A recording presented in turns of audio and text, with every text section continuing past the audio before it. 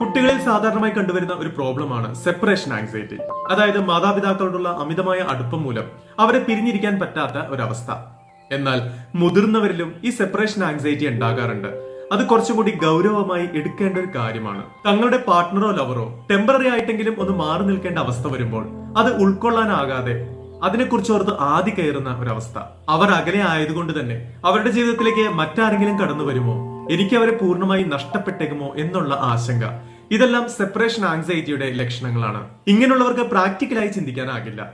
പങ്കാളിയെക്കുറിച്ച് നിരന്തരമായി negative type ചിന്തകളായിരിക്കും ഇവർക്ക് വന്നുകൊണ്ടിരിക്കുന്നത്. കുഞ്ഞുങ്ങളെ പോലെ ശാഠ്യം പിടിക്കുകയും പങ്കാളിയോട് അമിതമായി പൊസസീവ്നെസ് കാണിച്ച് ആ റിലേഷൻഷിപ്പ് തന്നെ തകരാറിലാക്കിയേക്കാം. ലൈഫിൽ കുറെ ഇൻസെക്യൂരിറ്റീസ് അനുഭവിച്ചിട്ടുള്ളവരും പങ്കാളിയോട് ഓവറായിട്ട് ഡിപ്പെൻഡ് ആയിട്ടുള്ളവരുമാകും ഈ സെപ്പറേഷൻ ആങ്സൈറ്റിയിലേക്ക് എളുപ്പത്തിൽ വീഴുക. സോ ഒരു അനാരോഗ്യകരമായ രീതിയിലാണ് പങ്കാളിയുടെ ആബ്സെൻസിനെ നിങ്ങൾ എടുക്കുന്നതെന്ന് നിങ്ങൾക്ക് തോന്നിയാൽ എത്രയും വേഗം അത് പങ്കാളിയോട് തുറന്നു പറയുകയോ അല്ലെങ്കിൽ ഒരു കൗൺസിലറുടെ സേവനം തേടുകയോ ആണ് നല്ലത്. അല്ലെങ്കിൽ അത് നിങ്ങളുടെ റിലേഷൻഷിപ്പിനെ തന്നെ ബാധിച്ചേക്കാം.